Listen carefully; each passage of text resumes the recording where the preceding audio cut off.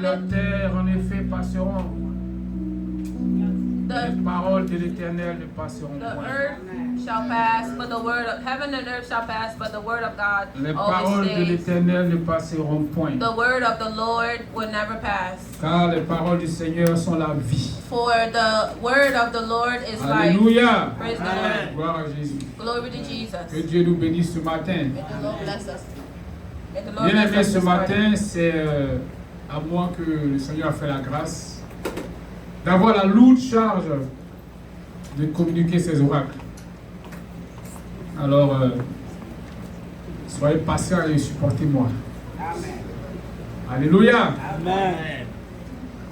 Père éternel, Dieu vivant, je vais bénir ton nom, te dire merci pour l'opportunité que tu nous donnes encore ce matin de communiquer avec toi.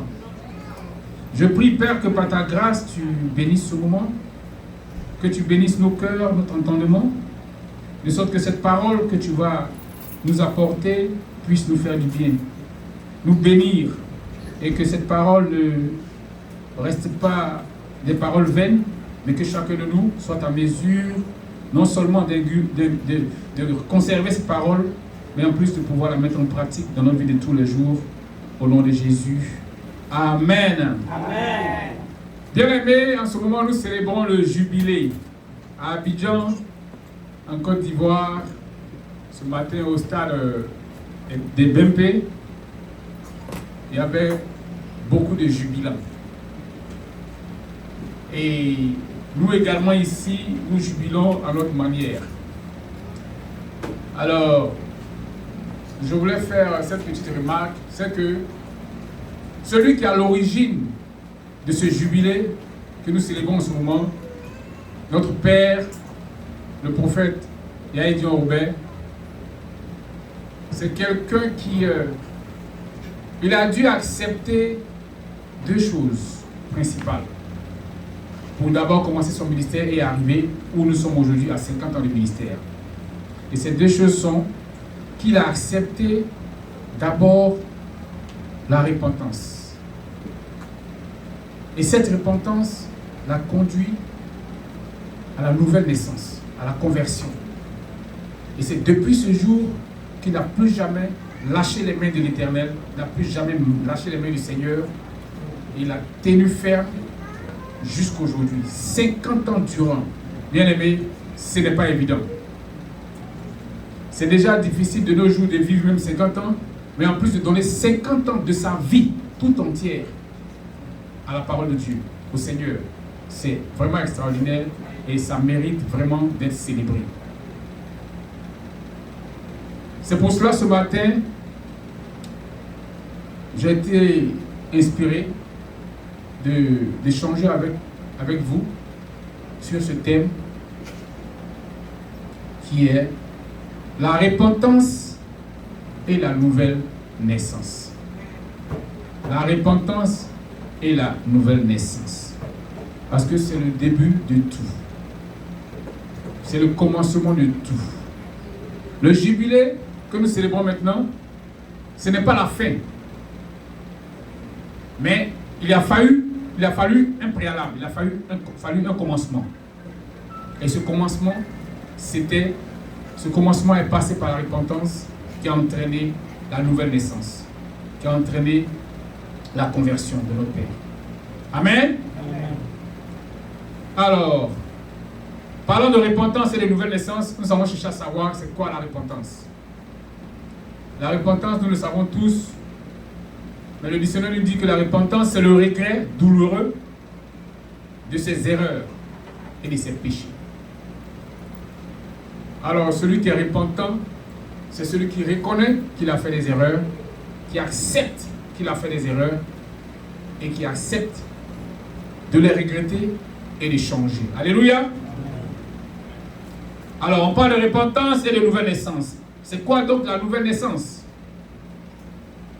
On nous dit que la nouvelle naissance, c'est une transformation spirituelle radicale qui se produit lorsqu'une personne place sa confiance en Jésus-Christ. Alléluia. Amen.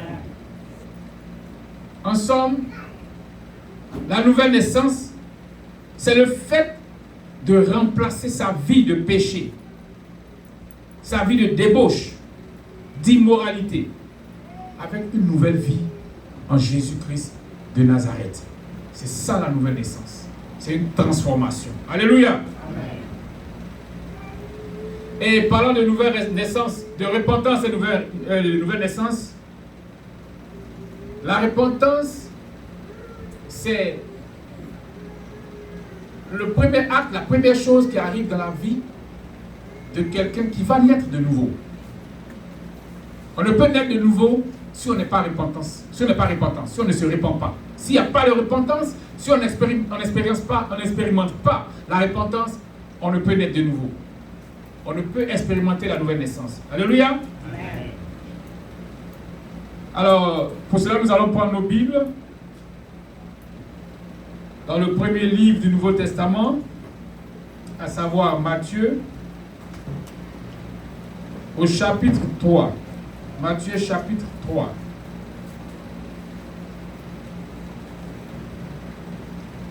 Verset 1 et verset 2. Et après on ira au verset 11 du même chapitre, du même livre. Matthieu chapitre 3, verset 1 à 2. Et je vais demander au responsable Désiré Meresso de nous faire la lecture. Matthieu 3, à partir du verset 1 au verset 2. En ce temps-là, parut Jean-Baptiste, prêchant dans le désert de Judée. Il disait, répentez-vous, car le royaume des cieux est proche. Verset 11. Moi, je vous baptise d'eau pour vous amener à la repentance. Mais celui qui vient après moi est plus puissant que moi. Et je ne suis pas digne de porter ses souliers. Lui, il vous baptisera du Saint-Esprit et de feu. Alléluia. Amen. Oui, bien-aimés, nous connaissons tous Jean-Baptiste. Jean-Baptiste, c'est celui qui est venu annoncer l'arrivée de Jésus. Bien vrai que le prophète Ésaïe avait annoncé ça dans l'Ancien Testament, mais dans le Nouveau Testament, c'est Jean-Baptiste qui a annoncé l'arrivée de Jésus. Et voilà son ministère, voilà le thème qu'il abordait dans ses prédications. Voilà ce que Jean-Baptiste divulguait comme message. Jean-Baptiste nous dit, répentez-vous, car le royaume des cieux est proche. Voilà les premières paroles de Jean-Baptiste quand il a commencé son ministère. Répentez-vous, car le royaume des cieux est proche. Un peu plus tard, au verset 11, il dit, moi je vous baptise d'eau pour vous amener à la repentance. Bien-aimés, voici à quel point la repentance est importante. Le message de Jean-Baptiste était centré, était basé sur le baptême de la repentance. Bien-aimés, ce n'est pas fortuit. Le message de Jean-Baptiste était basé sur la repentance parce que c'est une condition sine qua non. Elle est inévitable pour avancer, pour passer à l'autre étape, pour avancer avec Jésus. Et pour illustrer cela, pour démontrer cela, nous allons donner l'exemple du Maître lui-même, de Jésus-Christ lui-même. Alléluia. Jésus-Christ lui-même, après son baptême, après qu'il ait reçu la nouvelle naissance, il s'est mis à prêcher. Quelque temps après, j'allais dire, il s'est mis à prêcher. Quand j'ai dit, après la nouvelle naissance de Jésus, j'ai vu les yeux qui ont fait un peu de quoi il parle lui. Effectivement, Jésus a reçu la nouvelle naissance aussi. On sait ça, n'est-ce pas? Ok, on dirait qu'on ne sait pas. On va prendre Matthieu, donne-moi Matthieu chapitre 3 au verset 16, pour confirmer ce que je suis en train de dire. Pour ne pas que je raconte n'importe quoi, n'est-ce pas? Heureusement que nous avons une référence, la Bible, qui va nous aider.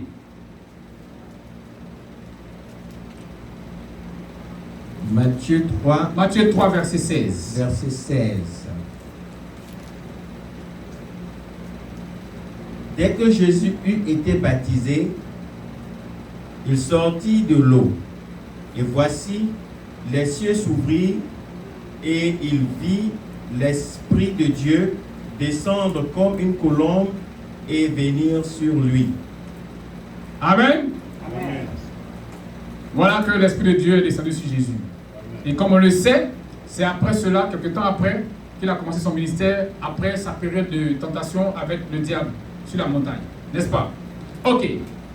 Alors maintenant qu'on est d'accord, on peut avancer. En réalité, en fait, le baptême en lui-même, il n'est pas, c'est pas la nouvelle naissance. Mais dans le cas de Jésus était particulier. Lui, il a reçu la nouvelle naissance dès qu'il a été baptisé. Alléluia. Dès qu'il a été baptisé, sa nouvelle naissance était automatique. Amen. Amen. Et dès que Jésus a été baptisé, dès qu'il a reçu la nouvelle naissance et qu'il est sorti de sa période de tentation, il a commencé à prêcher. Et on va voir sa première prédication dans Matthieu 4 au verset 17. Matthieu chapitre 4 au verset 17. Matthieu 4, 17. Dès ce moment, Jésus commença à prêcher et à dire: Répentez-vous, car le royaume des cieux est proche. Voilà la première prédication de Jésus. Quel est le thème l'expression qui nous revient encore, le mot qui nous revient encore? Répentez-vous. Bien-aimés, voici à quel point c'est important la repentance. Le premier message de Jésus-Christ de Nazareth, c'était répentez-vous. Le premier message de celui qui a annoncé l'arrivée de Jésus, à savoir Jean-Baptiste, c'était répentez-vous. Bien-aimé, regarde ton voisin et dis-lui: voisin, réponds-toi.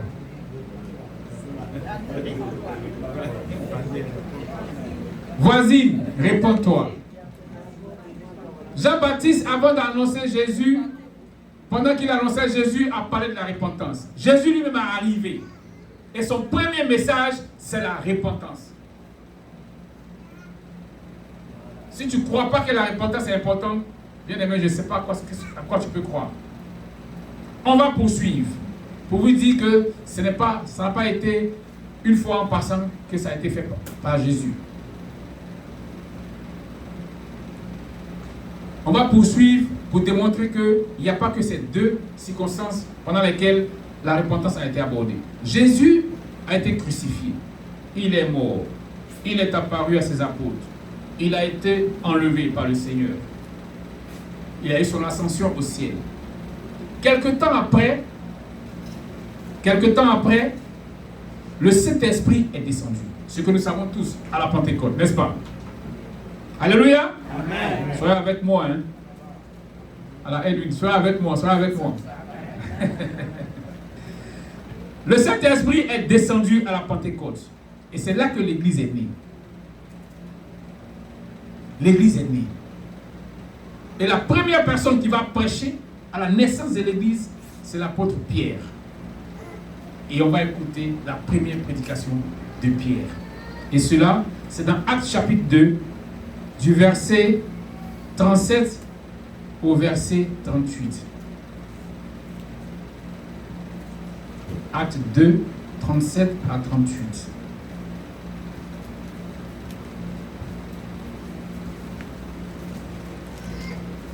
Acte 2, à partir du verset 37. Après avoir entendu ce discours, ils eurent le cœur vivement touché. Et il dit à Pierre et aux autres apôtres: Hommes frères, que ferons-nous? Pierre leur dit: Repentez-vous, et que chacun de vous soit baptisé au nom de Jésus-Christ pour le pardon de vos péchés, et vous recevrez le don du Saint-Esprit. Alléluia. Voici ici la première prédication de la première église. La première prédication après l'apparition du Saint-Esprit. Bien-aimé, la repentance, ce n'est pas de la plaisanterie.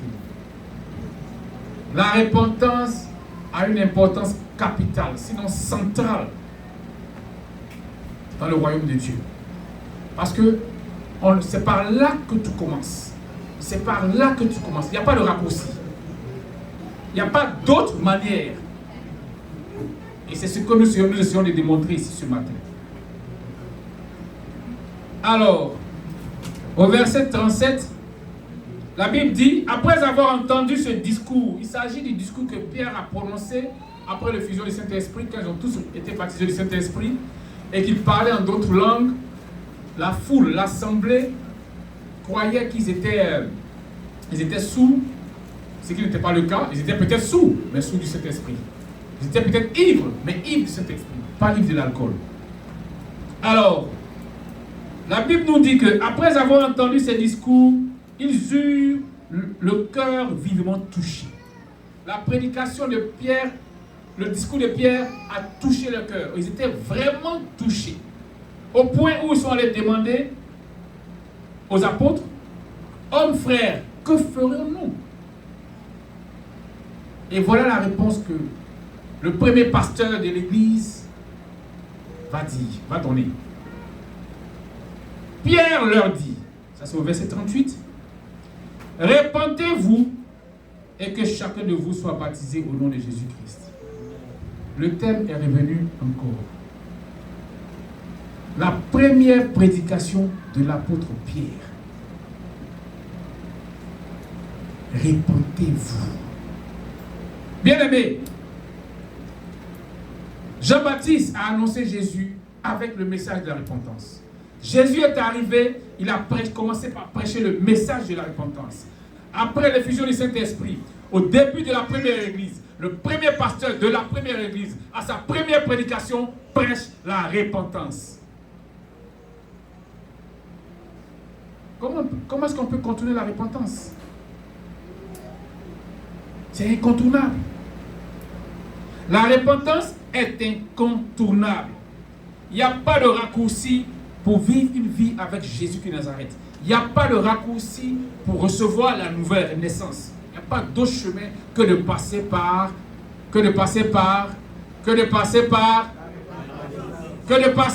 la repentance. Alléluia. Et pour démontrer même encore que la repentance est très importante, nous avons cité des personnages de la Bible, en plus de Jésus, qui ont commencé par prêcher la repentance. Et on ne peut pas parler d'apôtres, de serviteurs de Jésus-Christ de Nazareth, sans parler de l'apôtre Paul, sans parler de Paul. Celui-là même qui a écrit pratiquement le tiers du Nouveau Testament. Alléluia. Bien-aimés, dans Actes chapitre 20 au verset 21, que nous n'allons pas lire, Paul annonça aux Juifs et aux Grecs la repentance. Quand Paul a été envoyé, parce que le Seigneur a dit à Paul qu'il va l'envoyer vers les païens, du milieu desquels il a tiré. Et Paul donc, vers les païens, a commencé par prêcher la repentance. Alléluia.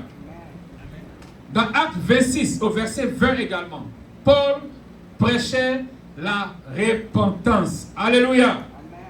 La repentance était le message essentiel du Nouveau Testament. Le message initial.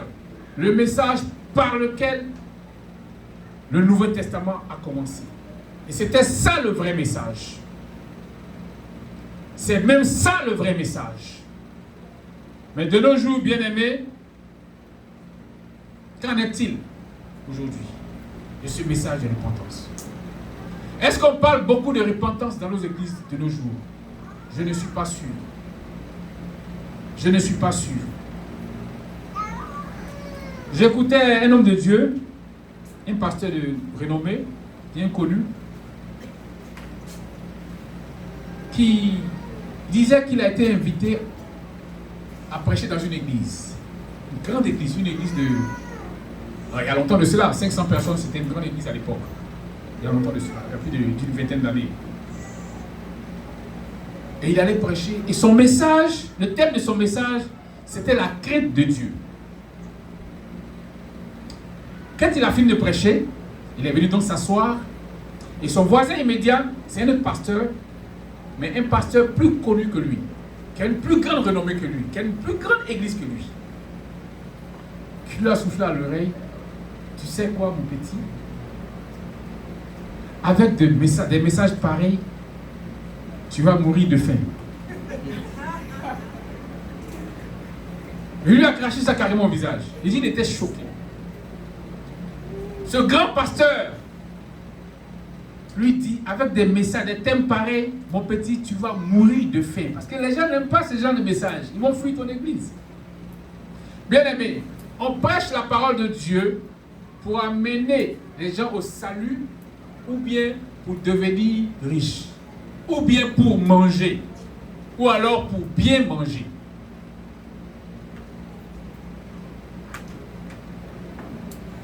Bien aimé, pourquoi aujourd'hui les serviteurs de Dieu prêchent-ils la parole de Dieu? C'est pour bien manger? C'est pour grossir? C'est pour avoir des voitures, de grosses maisons, être riche? Ou alors c'est pour amener les gens au salut? Bien aimé, le message de nos jours a changé. Le message a changé et c'est dangereux pour les enfants de Dieu que nous sommes. C'est vraiment dangereux. Aujourd'hui, nos églises sont remplies des gens, mais qui ne sont pas nés des nouveaux, qui n'ont pas expérimenté la nouvelle naissance. Et pourquoi? Parce qu'il n'y a pas eu de repentance. Pourquoi il n'y a pas eu de repentance? Certainement parce que la repentance n'est pas prêchée. Et c'est vraiment dommage, bien aimé. Mais je sais que je ne parle pas de nous, n'est-ce pas? Je parle des autres églises. Ici, tout le monde est passé par la repentance, n'est-ce pas? Alléluia. N'est-ce pas que tout le monde s'est repenti ici? Amen. Alléluia. Acclamez pour vous-même. Acclamez parce que cette église, c'est pas pour rien une fête de jubilé, n'est-ce pas? On est tous passés par la repentance. On dit Amen, mais chacun sait dans son cœur. Alléluia. Amen. Gloire à Jésus. Amen. Bien aimé, j'ai pu, dans mes recherches, énumérer 5 points très importants que j'estimais être très importants sur la repentance. Mais pas n'importe quelle repentance. Cette repentance-là qui conduit à la nouvelle naissance. Alléluia. Amen. Cette repentance qui conduit à la nouvelle naissance. Et nous allons ainsi prendre le livre de Pierre. Sinon 1 Pierre. 1 Pierre chapitre 3 au verset 9. 1 Pierre chapitre 3. J'ai dit 9. 1 Pierre chapitre 3. Non, plutôt 2 Pierre, je m'excuse. 2 Pierre chapitre 3 au verset 9. Alléluia. Amen. Restez avec moi, hein. 2 Pierre chapitre 3 au verset 9. Au verset 9. Le Seigneur ne tarde pas dans l'accomplissement de la promesse, comme quelques-uns le croient, mais il use de patience envers nous, ne voulant pas qu'aucun périsse, mais voulons que tous arrivent à la repentance. Alléluia. Amen. Oui, le Seigneur a promis de venir nous chercher. Plusieurs croiraient qu'il est en train de tarder. La Bible nous dit qu'il ne tarde pas en fait. Sinon, j'allais dire qu'il ne tarde pas en vain. S'il le fait, si jamais il le fait, c'est simplement parce qu'il veut que personne ne périsse. Et comment personne ne périra? S'ils arrivent à la repentance. Et c'est pour cela que le Seigneur tarde. C'est pour cela que le Seigneur n'est pas encore revenu. Il y a longtemps qu'on dit Jésus revient bientôt, n'est-ce pas? Il y a vraiment longtemps qu'on dit Jésus revient bientôt. Je parie même que les apôtres, à leur temps, pensaient que Jésus reviendrait aussi bientôt. À leur temps, qu'ils auraient vu le retour de Jésus. Ce qui n'a pas été le cas jusqu'à nos jours. Mais bien aimé, cela est simplement parce que le Seigneur ne veut pas que quelqu'un périsse. Il veut que tout le monde puisse arriver à la repentance. Cela nous amène à notre premier point. La repentance qui conduit à la nouvelle naissance, elle vient de Dieu lui-même. Alléluia. Cette repentance vient de Dieu lui-même. Et c'est pour cela que Jésus dit que ce n'est pas nous qui l'avons choisi, mais c'est plutôt lui qui nous a choisis. C'est Dieu lui-même qui permet cette repentance. Il nous donne le temps de nous repentir. La véritable repentance, elle vient de Dieu lui-même. Alléluia. Bien-aimé, bien-aimé responsable désiré, donne-moi Ézéchiel chapitre 36, du verset 26 au verset 27. Ézéchiel 36, du verset 26 au verset 27, pour aller à notre deuxième point. Très important, sur la repentance qui conduit à la nouvelle naissance. Ézéchiel chapitre 36, du verset 26 au verset 27. Ézéchiel 36 à partir du verset 26. La Bible nous dit: je vous donnerai un cœur nouveau et je mettrai en vous un esprit nouveau. Je tirerai de votre corps le cœur de pierre et je vous donnerai un cœur de chair. Verset 27. Je mettrai mon esprit en vous et je ferai en sorte que vous suiviez mes ordonnances et que vous observez et pratiquez mes lois. À partir du verset 28, vous habiterez le pays. Non, c'est bon, on s'arrête là, merci. Merci. Alors, Ézéchiel chapitre 36 au verset 26 et 27, le Seigneur parle. Il dit: je vous donnerai un cœur nouveau et je mettrai en vous un esprit nouveau. Je vous donnerai un cœur nouveau et je mettrai en vous un esprit nouveau. J'ôterai de votre corps le cœur de pierre et je vous donnerai un cœur de chair. Je mettrai mon esprit en vous et je ferai en sorte que vous suiviez mes ordonnances et que vous observiez et pratiquiez mes lois. Alléluia. Bien-aimé, le deuxième point que j'ai énuméré, qui est très important sur la repentance qui conduit à la nouvelle naissance, c'est que cette repentance-là est une expérience mystérieuse. Oui, c'est un mystère. C'est un mystère parce que ça ne peut pas s'expliquer de façon raisonnable. Ça ne peut pas s'expliquer par la raison. Ça ne peut pas s'expliquer par la logique. Il n'y a pas de logique en cela. Comment on peut enlever le cœur de quelqu'un et mettre un autre cœur? Comment tu expliques ça? Ça ne s'explique pas. C'est un mystère. Un mystère que seul Dieu connaît, que seul Dieu maîtrise. C'est ça la nouvelle naissance. La nouvelle naissance, c'est un mystère. Quelqu'un d'autre ne peut pas expliquer. C'est celui qui vit, qui expérimente la nouvelle naissance, qui sait ce que c'est. Alléluia. Amen. Après que tu sois né de nouveau, après que tu naisses de nouveau, après que le Seigneur ait enlevé le cœur de chair en toi, sinon le cœur de pierre, et en a mis un autre cœur qui est un cœur de chair, la Bible dit au verset 27, je mettrai mon esprit en vous et je ferai en sorte que vous suiviez mes ordonnances. c'est le Seigneur lui-même qui fera en sorte que celui qui s'est repenti, à qui il a enlevé le cœur de pierre et qu'il a remplacé par un cœur de chair, à celui-là, il fera en sorte que ce dernier obéisse à ses ordonnances. C'est un mystère pour te dire que rien n'est fait de toi-même. De toi-même, tu ne peux rien faire.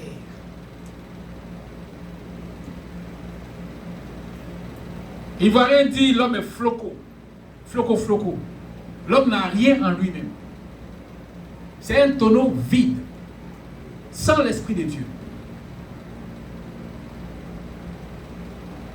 Alors, après la repentance, qui te conduit à la nouvelle naissance, normalement, après une véritable repentance, ton entourage immédiat doit être surpris.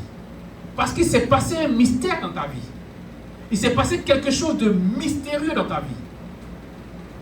Alors ton entourage, normalement, doit être étonné, doit être surpris du changement qui s'est opéré dans ta vie.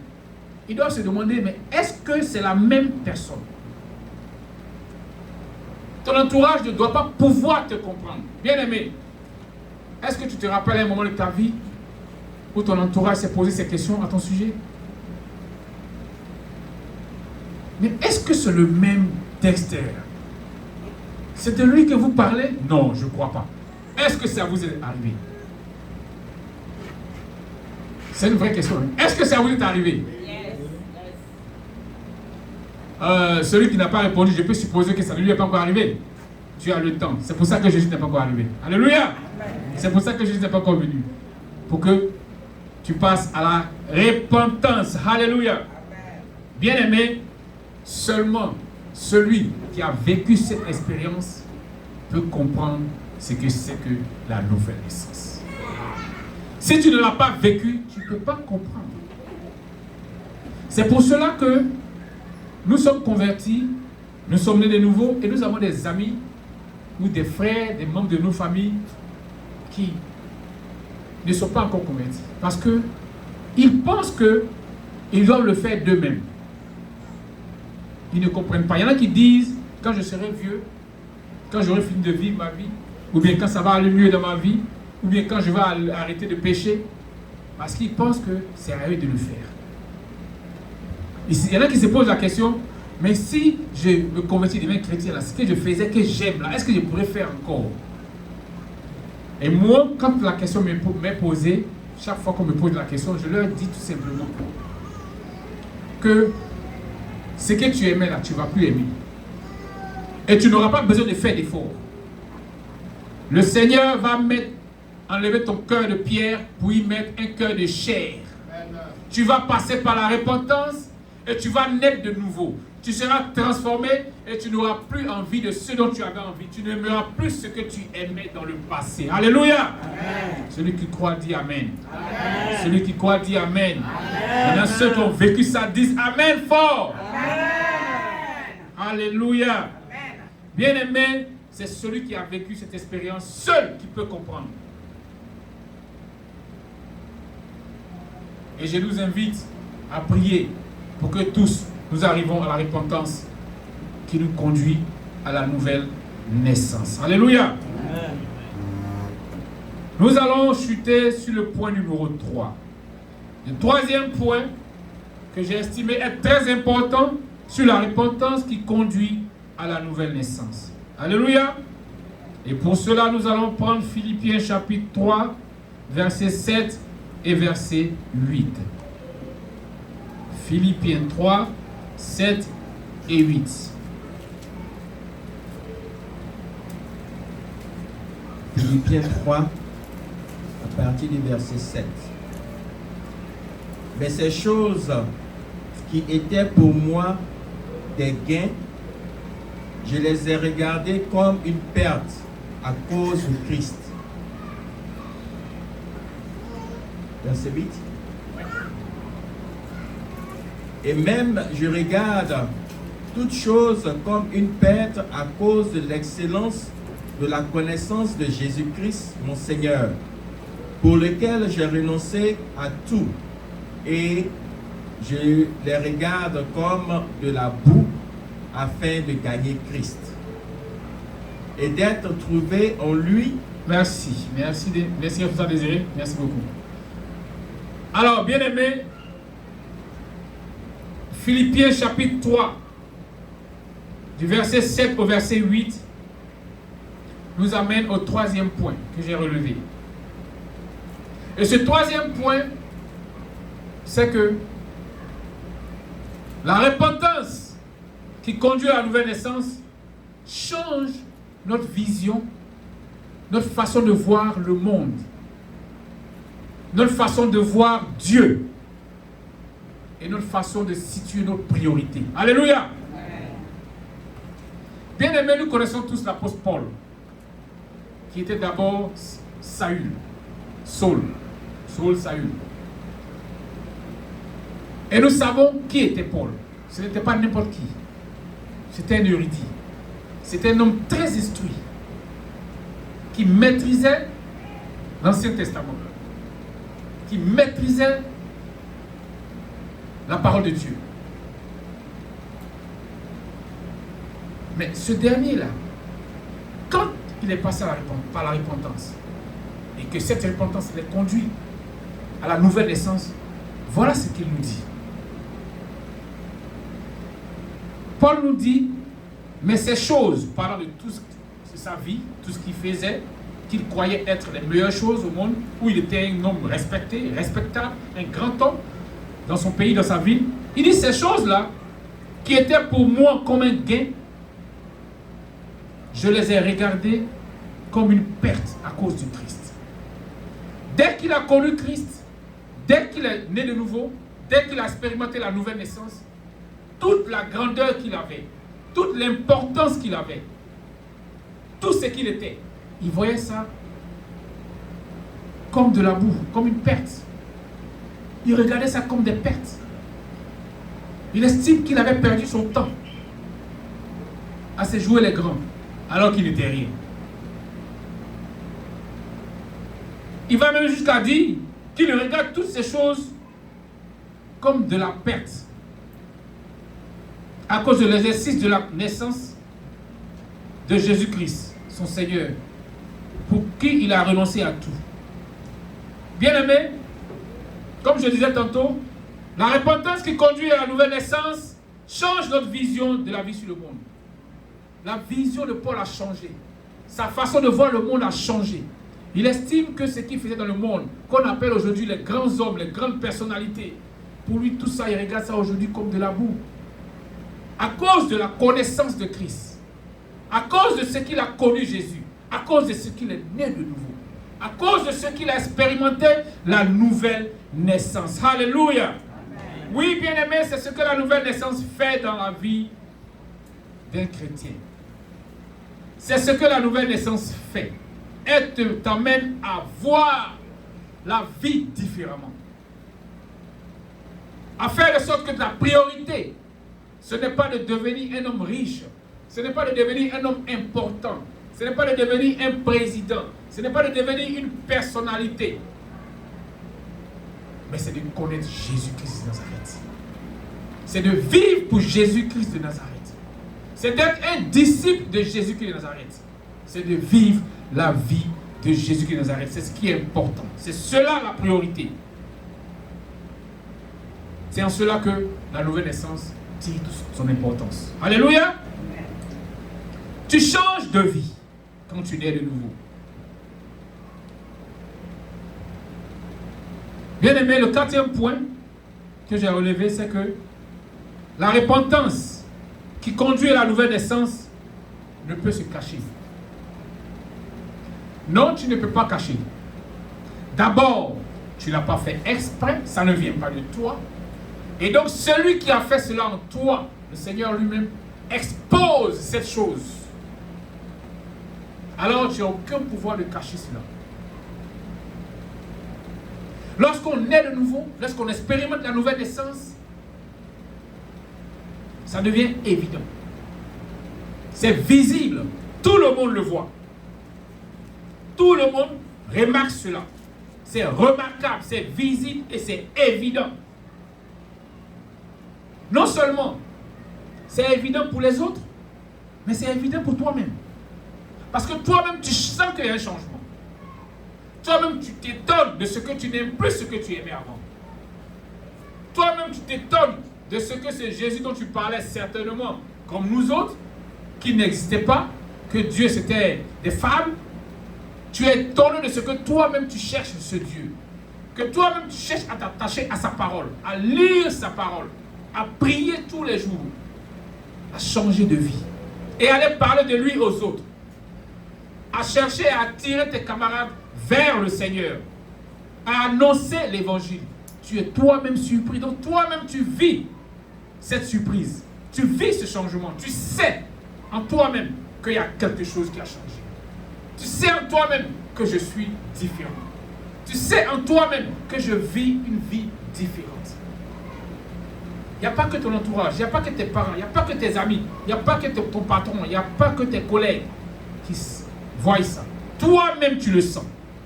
Toi-même tu le vis. Alléluia. Amen.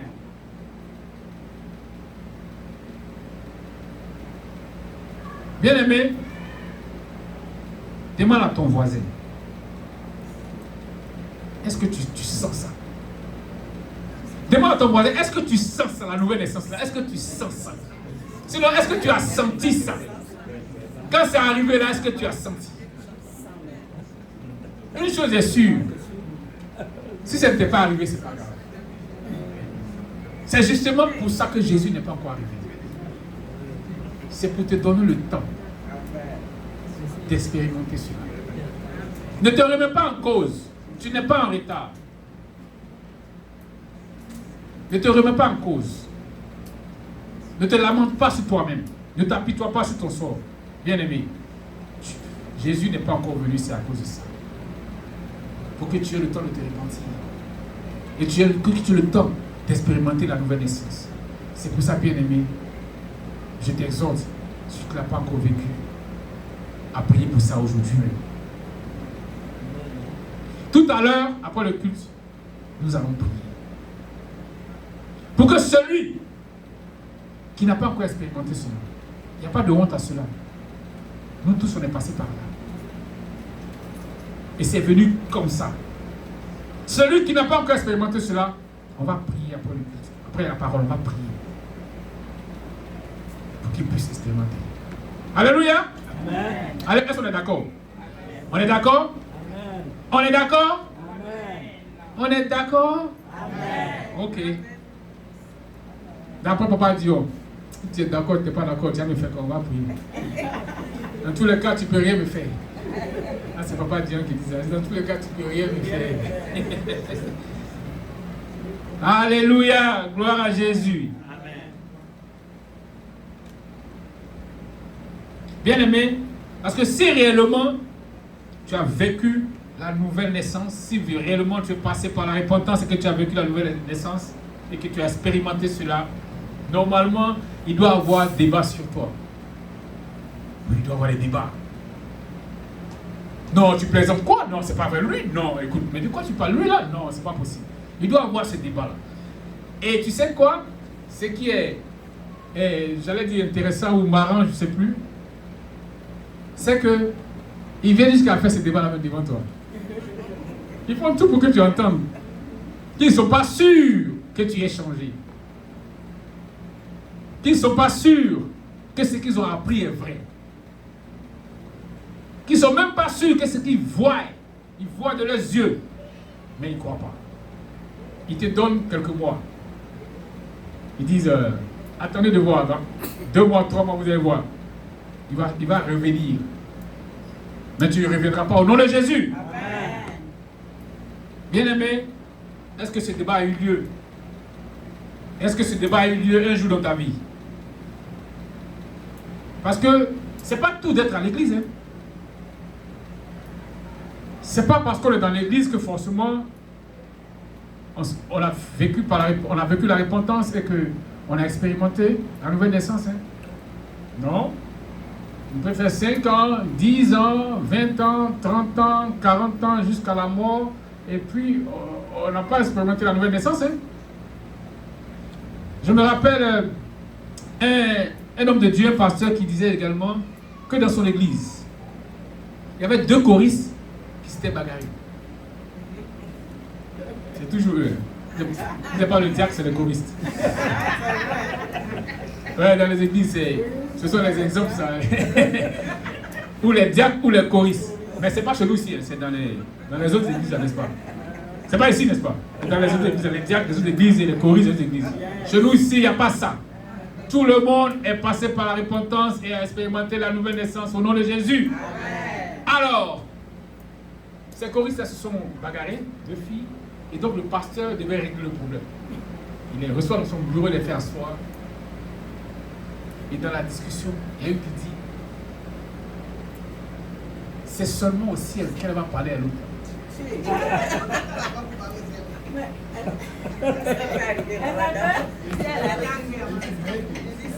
Et if she make it back, effectivement, est-ce qu'elle va aller là-bas? C'est le comportement. Si elle arrive là-bas, elle dit carrément, elle dit, devant son pasteur, hein, elle est fâchée comme ça, elle dit, moi, c'est au ciel, ça arrive au ciel, on s'est parlé. Sinon, tant qu'on est sur la terre ici, là, elle va parler.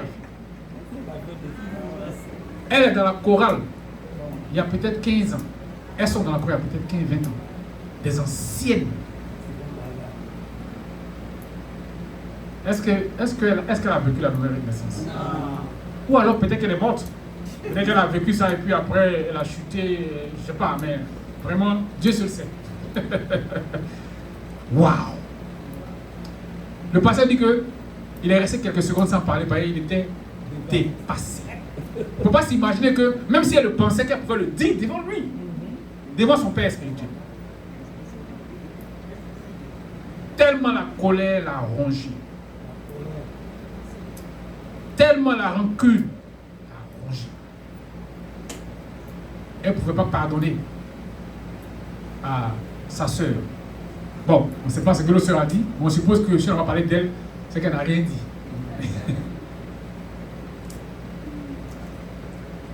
Bien aimé, ce n'est pas tout d'être à l'église. Honnêtement et sincèrement, prenons ça au sérieux. Ce n'est pas tout d'être ancien de l'église. Il y en a même qui vont jusqu'à occuper des responsabilités. Comme je disais tantôt, des choristes, des diacres, des évangélistes, des financiers. Dans tous les domaines de l'église. Il y en a qui sont même des pasteurs. Même des pasteurs. Parce que de nos jours, les gens se réveillent le matin, ils ont parlé à Dieu la veille, créent une église. C'est vrai ou c'est pas vrai ou c'est entre eux et Dieu. Mais il y a des pasteurs, il y a des responsables qui vivent une vie, quand tu les regardes, tu te demandes, est-ce que la nouvelle naissance dont on parle, c'est de la même nouvelle naissance qu'on parle par rapport à ce monsieur qui est devant moi ou cette dame qui est devant moi? Parce qu'ils ont des comportements qui sont inexplicables, tels que cette choriste.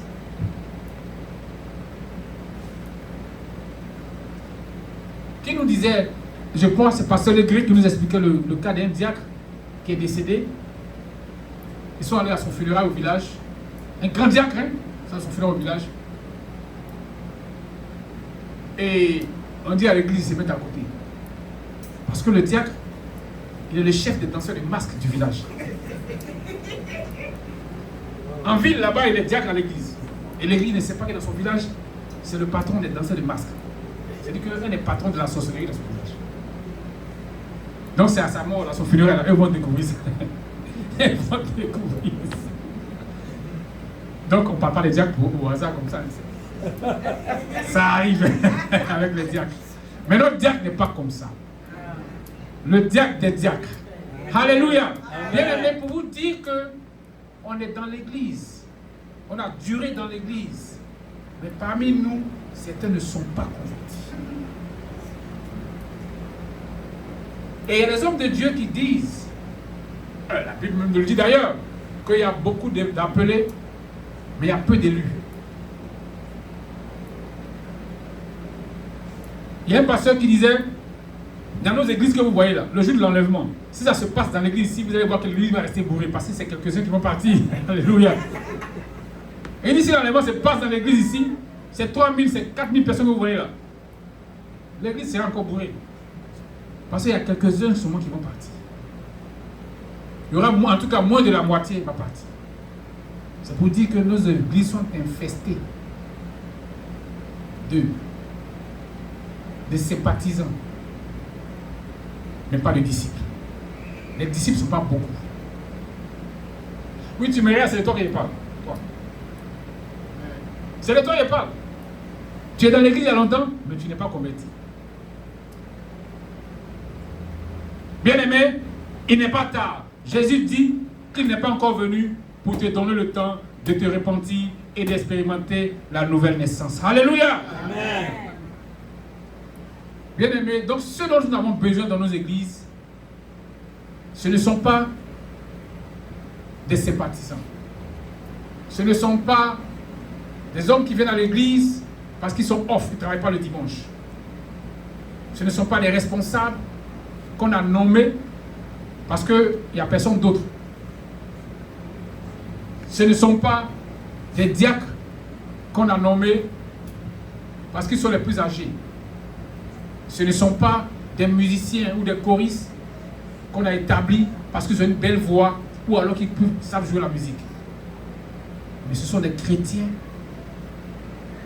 qui ont connu la véritable repentance et qui ont expérimenté la véritable nouvelle naissance. C'est ce dont nous avons besoin dans nos églises. C'est ce dont nous avons besoin pour faire croître le royaume de Jésus-Christ de Nazareth. C'est ce dont nous avons besoin pour que nous prenions le dessus sur le monde. Parce qu'en ce moment, le monde a le dessus sur nous, bien-aimés. C'est une réalité. Dehors, dans le monde, il y a plus de païens, il y a plus de non-convertis que de convertis. Dans l'église même, il paraît qu'il y a plus de non-convertis que de convertis. Alléluia. Bien-aimés, ce n'est pas une bonne chose. Alors, faisons un effort.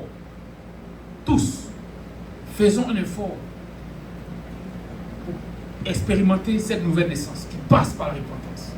On l'a démontré. Jean-Baptiste l'a dit avant Jésus. Jésus l'a dit à sa première prédication. Pierre l'a dit à sa première prédication. Paul a prêché la repentance tout le long de la Bible. Et nous avons l'opportunité encore ce matin de parler de la repentance. J'ai envie de te dire, mon frère, j'ai envie de te dire, ma soeur, que tu n'as plus d'excuses. Prie sincèrement, prie véritablement pour passer à cette repentance. Et que cette repentance puisse te conduire à la nouvelle naissance. Alléluia. Amen.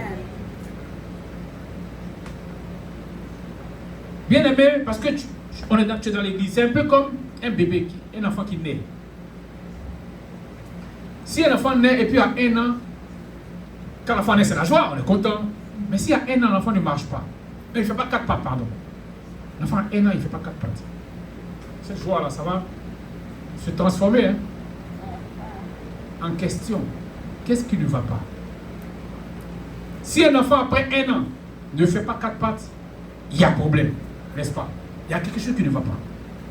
C'est pareil pour le chrétien qui est dans l'église et après un certain moment, il n'évolue pas.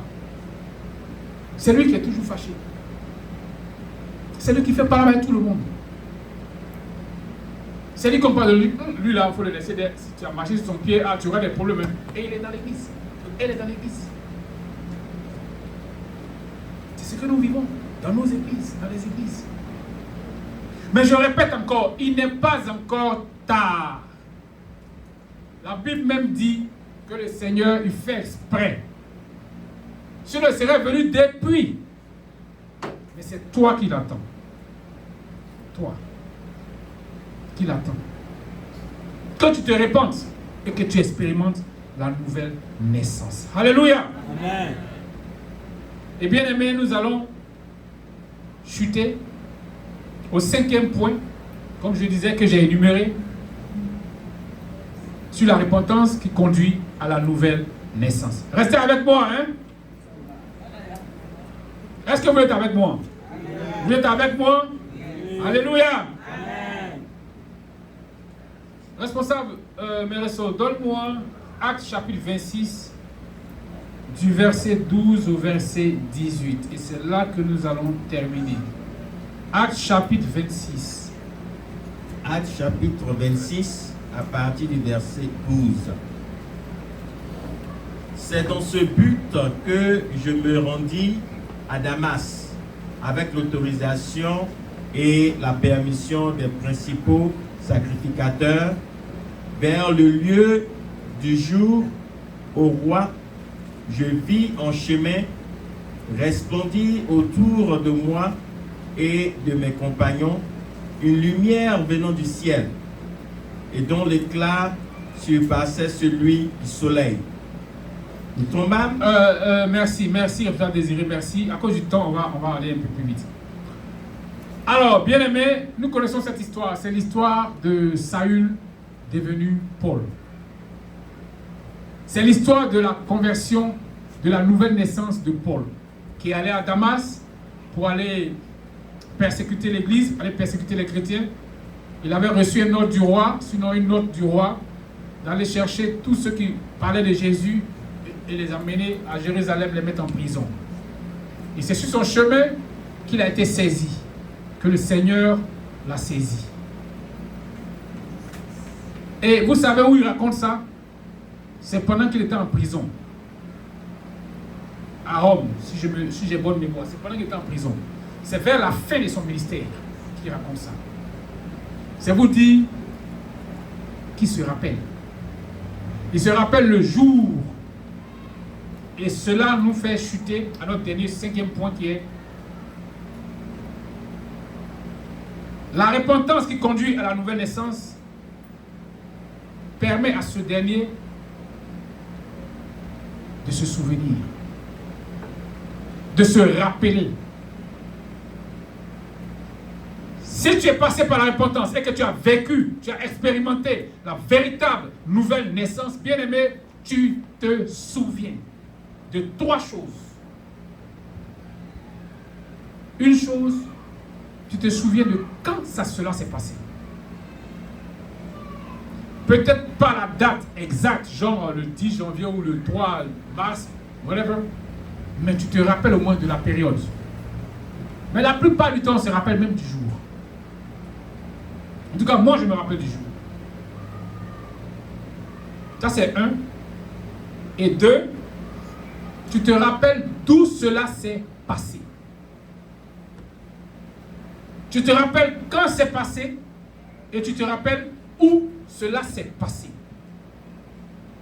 Et en toi, tu te rappelles aussi comment cela s'est passé. Est-ce que ça te dit ces 3 choses? Tu te rappelles quand cela s'est passé? Te rappelles-tu de où cela s'est passé? Et comment cela s'est fait? Tu te rappelles? Oui? Certains parmi nous se rappellent encore? Bien aimé, je crois que si tu as vraiment vécu la nouvelle naissance, tu dois te rappeler. Comme je disais, peut-être pas au détail près, mais tu dois savoir la période, tu dois savoir comment, et tu dois savoir où tu étais quand ça s'est passé.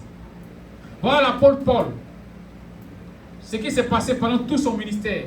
À la fin de son ministère, il a rappelé.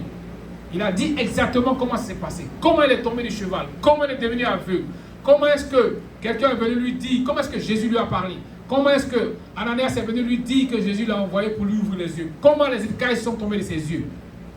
Comment est-ce qu'il s'est converti. Comment il a commencé à servir le Seigneur. Il se rappelle du moment, de l'endroit, de toutes les étapes de sa conversion. Toutes les étapes de sa nouvelle naissance. Bien-aimé, c'est comme ça que la nouvelle naissance se passe. Elle t'amène à vivre une chose que tu n'oublieras jamais. Un moment que tu n'oublieras jamais. Un lieu, un endroit que tu n'oublieras jamais. Une circonstance qui ne t'échappera jamais. C'est ça, la puissance de l'Esprit de Dieu. La nouvelle naissance, recevoir la nouvelle naissance, expérimenter la nouvelle naissance, c'est recevoir l'Esprit de Dieu. Et la Bible dit que l'Esprit de Dieu nous rappellera toutes choses. Toutes choses, toutes choses. Il n'a pas dit quelque chose, il n'a pas dit certaines choses, il n'a pas dit d'autres choses. La Bible dit que l'Esprit de Dieu nous rappellera toutes choses. Tu as expérimenté la nouvelle naissance, tu n'oublieras pas. Si tu as oublié, bien-aimé, réfléchis encore. Est-ce que tu as vraiment expérimenté la nouvelle naissance? Sinon, tu ne l'oublierais pas. Je le redis encore, je ne suis pas en train de dire que tu dois te rappeler au centimètre, au millimètre près, à la seconde près. Mais tu dois te rappeler dans l'ensemble de la période, de la circonstance et du moment. Alléluia. Alors, bien-aimés, ce matin, nous avons commencé par notre Père spirituel, le prophète docteur Dion Yaé Robert. Nous avons dit qu'il a fallu qu'il passe par la repentance et la nouvelle naissance pour accomplir ce qu'il a accompli aujourd'hui, raison pour laquelle nous célébrons le cinquantenaire, raison pour laquelle nous célébrons le jubilé. Bien-aimés, je suis convaincu que nous aspirons tous à vivre un genre de vie pareil. Un genre de vie selon lequel nous servons le Seigneur jusqu'à la fin de nos jours. Bien-aimés, il n'y a pas de raccourci. Il n'y a pas d'autre manière de le faire que de passer par la repentance et d'expérimenter la nouvelle naissance. Que le Seigneur nous bénisse. Amen. Alléluia. Et comme je l'ai dit tantôt, bien-aimés, nous allons prier. Nous allons prier.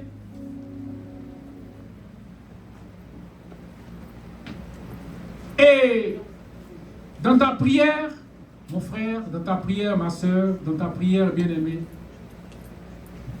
si tu sais que tu n'as pas encore expérimenté la nouvelle naissance, beloved, we are going to pray. In your prayer, if you know that you did not receive the real repentance, si tu n'as pas expérimenté la repentance et la nouvelle naissance,